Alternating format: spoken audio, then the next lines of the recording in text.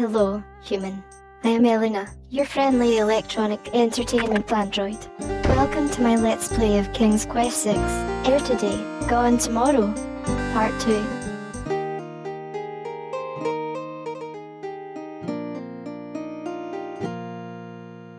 There's a young girl in the yard. The girl is dressed in a long, plain orange robe with a thick headdress. From the appearance of her clothes, and from a skittish, fearful look about her, Alexander gets the strong impression that she is a servant, or even worse, a slave. The serving girl appears to be stealing a quiet moment tending the rose bushes.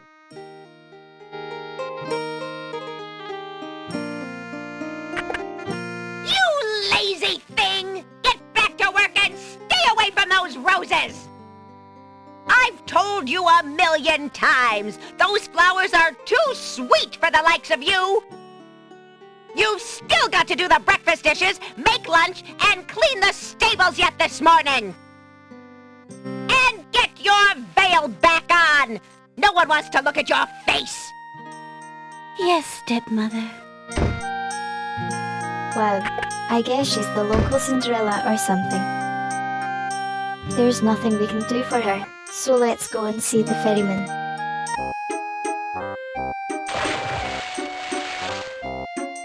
Hey, stranger, come join me. The water is wonderful, and I can show you the way to the next island. Really? You can? A young boy is happily swimming in the sea off the docks. Come on, jump in. A little water won't hurt you. Alexander would be happy to go and swim with a strange naked dude. Considering the poor condition of the shore, it looks like the easiest way to get into the water is just to jump off the pier. The powerful currents grab Alexander. Struggle as he might, he feels himself being pulled out to sea. Oh dear. Not a very good swimmer, are you? Help me! Sorry, I think not. You little brat. As his head submerges for the third time, Alexander finds himself pondering the wisdom of going out on a limb for a stranger.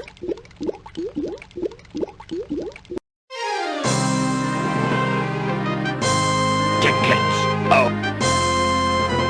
Next. Alexander couldn't handle those currents. That boy must be an unbelievably strong swimmer. Oh, he must be.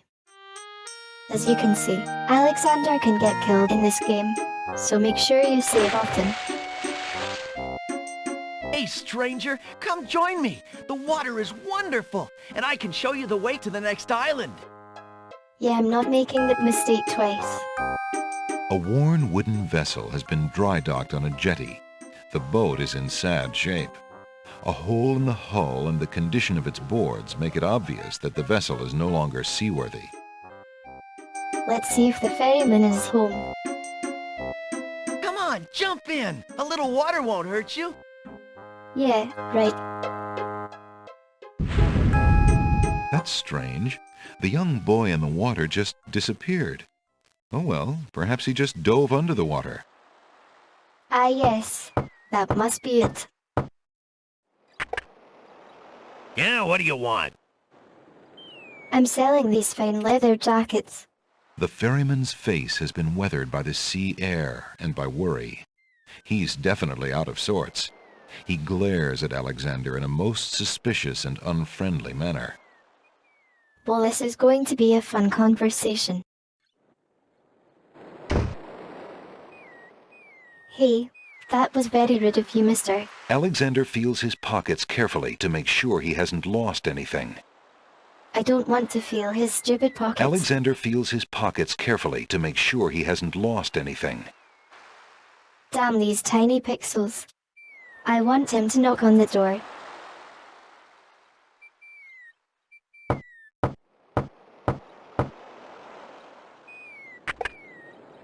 I said the ferry's out of business. What do you want to keep bothering me for?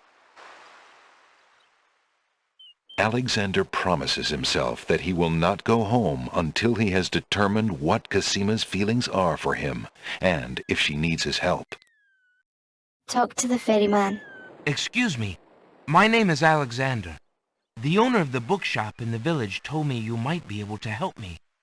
I hear you used to run this ferry for the islands. I'd like to talk to you if you have a moment. You say old Allie sent you? I can't see why. The ferry's not running, you know. I understand. I'd just like to talk to you about the islands if you don't mind. Well, I guess it'd be all right if Allie sent you. Well, don't just stand there. Come on inside. What is it you wanted to talk about, young man? Let's look around first. Alexander is sitting inside the ferry's cabin. The place displays the neatness of a seaman and the sparseness of a bachelor. There are few frills and comforts in the rough wooden environment, but the sunlight shines cheerily on the oaken beams, and the portholes admit a pleasant breeze. This is a cozy little boat. I'm a visitor to these islands. I'd like to learn what I can about the area. So you said outside. What is it you want to know? Well, for one thing, why has the island's only ferry been dry docked? Huh. It just ain't safe to sail these days, what with the islands feuding and all. Wazir Al-Hazred ordered the ferry closed till things settled down. Me, I don't think she'll ever see water again. But why are the islands feuding? You got me. Something about stolen property or some such thing. 'Tis a real shame. Things used to be so friendly. Then this unrest is recent. A few years is all, but it's been long enough. Perhaps if the ferry were repaired. This old thing? This ferry's been out of water so long she's no longer even seaworthy. Her boards have dry rot. She'd fall apart at the first taste of seawater. But there must be some way to get off this island. There's only one other way to travel that I know of. A magic map. The owner of the pawn shop can tell you more about that than I can, Alexander. We definitely need to get our hands on the magic map. There's a rabbit's foot on the table. It seems the ferryman is counting on a little luck. I want that rabbit's foot. I see you have a rabbit's foot. Has it brought you much luck? As you can see, my luck's been out for some time now, despite that old charm. Why don't you take it with you? Perhaps giving the darn thing away will bring me good fortune at last. Perhaps it will at that. Thank you. Well, I guess we'd better go and see the pawn shop owner about that magic map. Well, I think I'll be going now. Thanks for allowing me into your home. Posh, not at all. It breaks the boredom, if you know what I mean.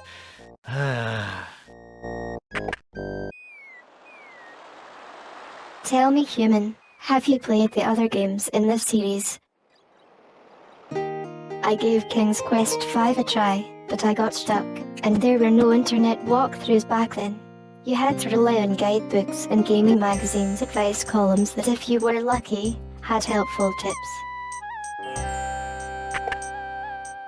Good day! Good day to you, sir. The pawn shop is a dimly lit place with a slightly musty smell. Curiosities litter every corner and every shelf. For sale are articles that range from the bizarre to the commonplace, from the priceless to the practical. Is this the same mysterious grandpa from before? A mysterious old man also patronizes the pawn shop. He steals sidelong glances at Alexander from under his hood. Is he following us? Good day, sir. The old man just glares at Alexander and does not reply. Well, whatever. I didn't want to talk to you anyway. Towering mightily over the other pawn shop curiosities, the stuffed bear makes an ostentatious display. Hey there, Mr. Bear. The world-famous talking bear has been sulking ever since his abduction from a small mountain community in California. He refuses to discuss real estate. What?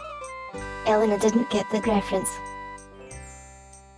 A strange-looking winged device occupies one corner of the room. It is frail with disuse. Alexander finds it intriguing.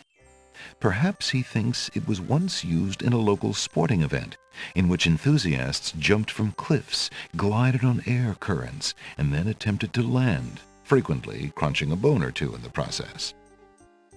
Alexander shudders at the thought and decides to stick to dragon slaying.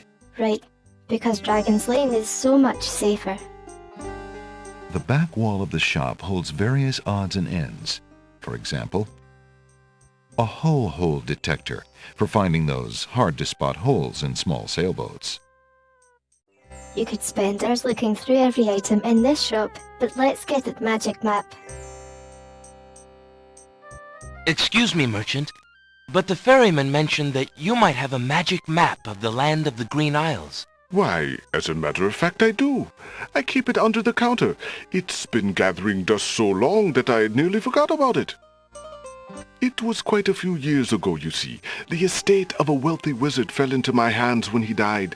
It was useless magical junk mostly, which reminds me, I've still got some things of his in the back that I need to dump out. Anyway, the magic map was the one true treasure in the lot. The wizard was quite old and feeble and had enchanted the map to aid in traveling. It is said that one need only desire to be on an island depicted on the map to find oneself there. It is a very valuable map, as you can imagine. Unfortunately, no one is interested in traveling these days.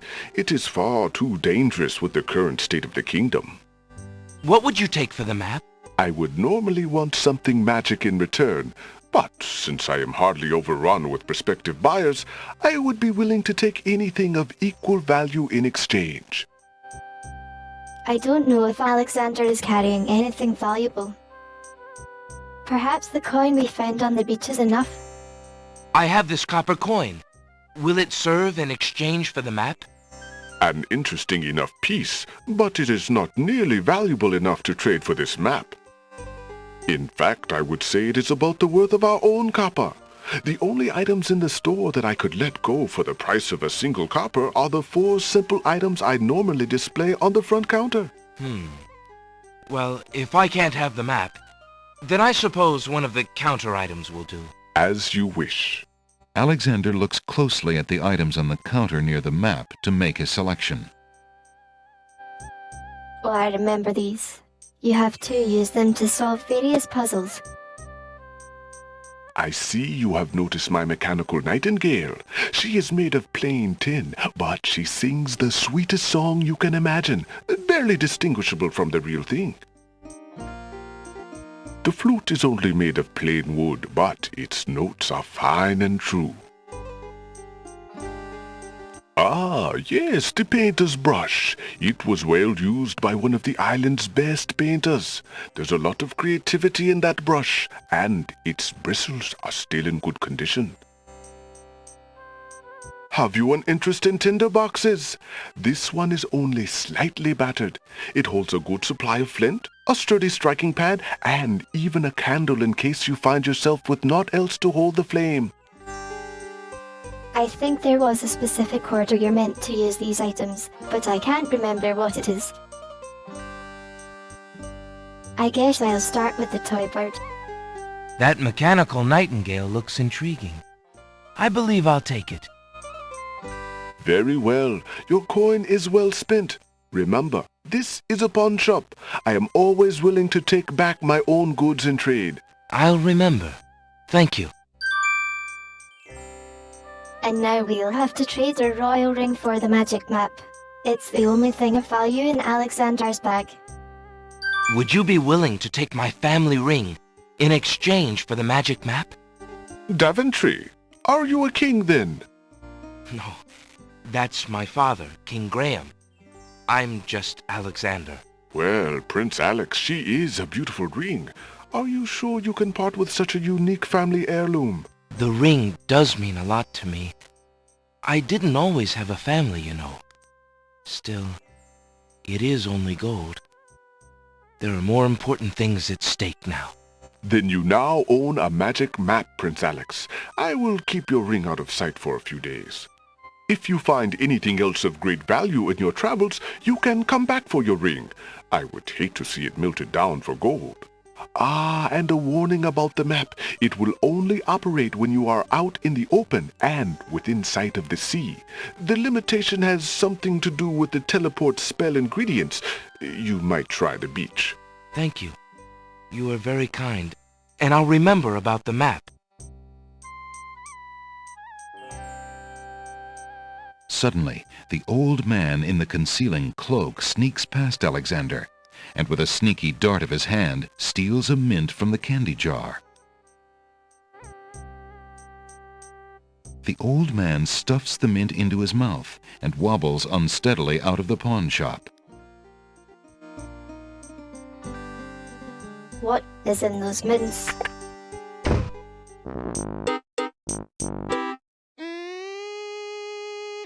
Master!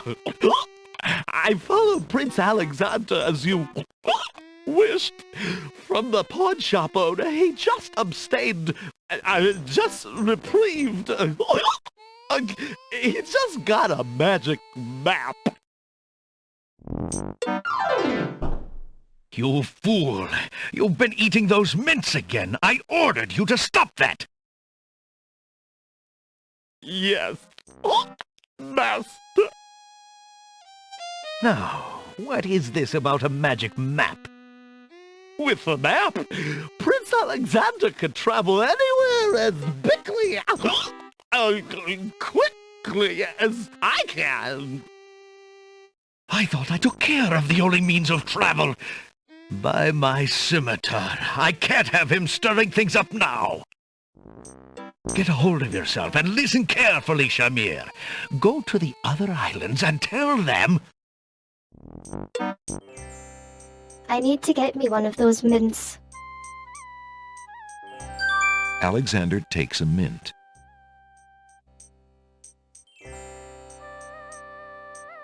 The small green mint looks very tasty. Well, I guess we should head back to the beach and give our new magic map a try.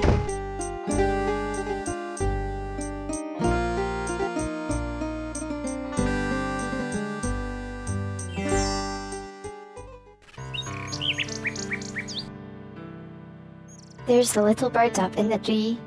A nightingale perches on a high branch of the tree.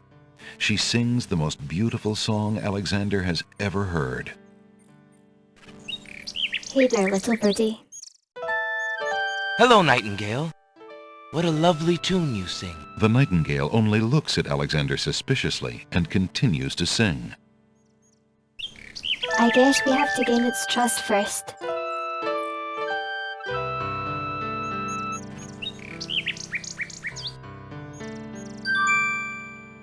Alexander winds the mechanical nightingale and places it on the ground.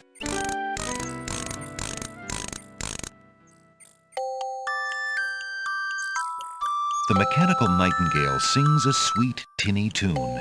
The real nightingale in the tree cocks her head and listens intently. The nightingale flies to a lower branch and looks at Alexander curiously, as if she were deciding that this human might not be so bad.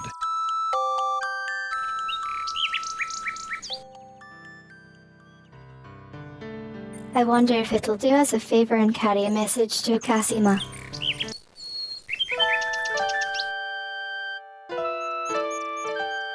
Alexander holds out the poem to the nightingale. To Alexander's surprise, the nightingale swoops down and grabs the page from his hand. The nightingale flies off towards the castle with the poem. Where might she be taking it? That snake looked suspicious. I think it was spying on us.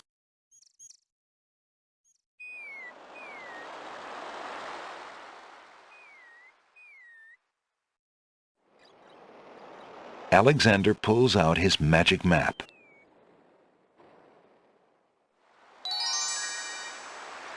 Alrighty, we have 3 islands to explore. The Isle of Wonder, the Isle of the Sacred Mountain, and the Isle of the Beast. Where should we go first? Maybe the Sacred Mountain. Alexander feels a strange pulling sensation.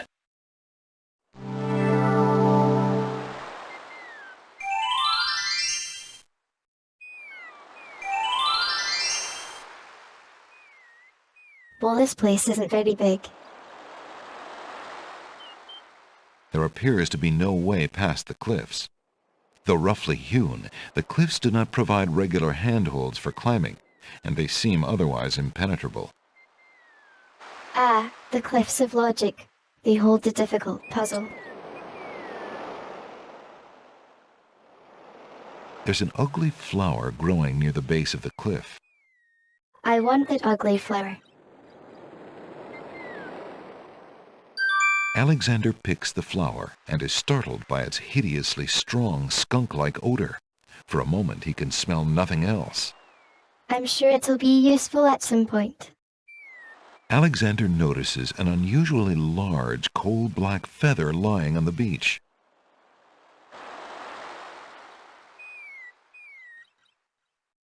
Alexander takes the feather. I think we're done with this island for now. Alexander pulls out his magic map.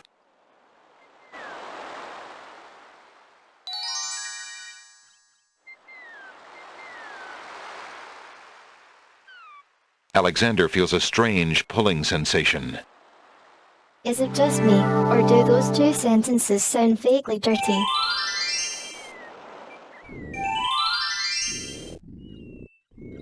Well, this is cute. Little sleeping oysters. One of the oysters is sitting up in bed and doesn't look very happy. He seems to be the only one who can't sleep. In the oyster's mouth, Alexander can see a glint of white. It's a pearl, and I want it. Why aren't you asleep like the other oysters? Oh, I'm so weary, but I can't sleep. I have a terrible ache in my mouth. That oyster sounds like one of Donald Duck's nephews. I guess we could read a bedtime story to it. If you're having trouble sleeping, perhaps you'd like me to read to you. Hey, that would be great.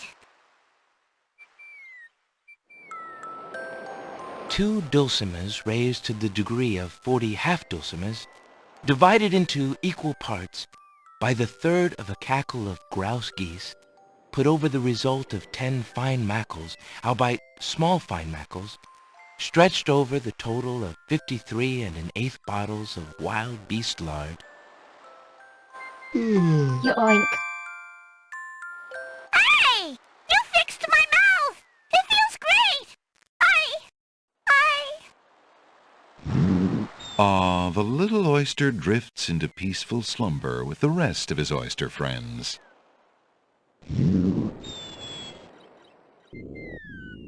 What's that pink thing? A string of letters floats in the water. The letters spell out, "Where are you going?"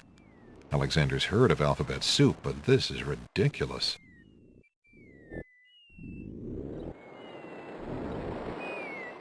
Alexander wades into the sea to get the strange object in the water. The ocean currents tug at Alexander's legs. That object is just a bit out of reach. That music is a little alarming. Alexander wades deeper into the sea to get the strange object in the water. The underwater tow is amazingly strong here. It pulls ferociously at Alexander's legs. Before Alexander can retreat, the currents grab his legs. The shifting sand vanishes from beneath his feet. Against his best efforts, he is dragged out to sea.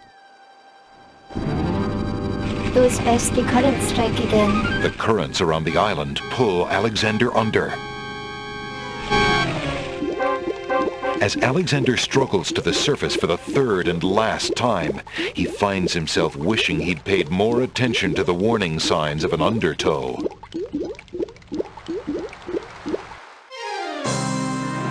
Hi guys, it's me again. Next. Nothing like getting swept off your feet. I think we'll continue our adventure in the next episode. Thank you for watching my video, human. If you enjoyed it, please leave a like and consider subscribing to my channel. I hope to see you in the next video.